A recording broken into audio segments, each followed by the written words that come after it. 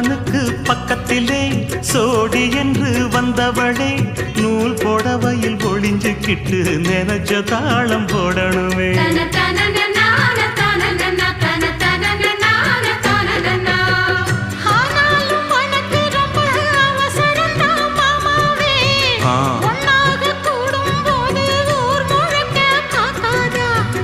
பார்த்தாலும் தவறு இல்ல பனியுறங்கும் ரோசாவே உன்னால சொத்த வச்ச மூக்குலதான் வைக்காதா.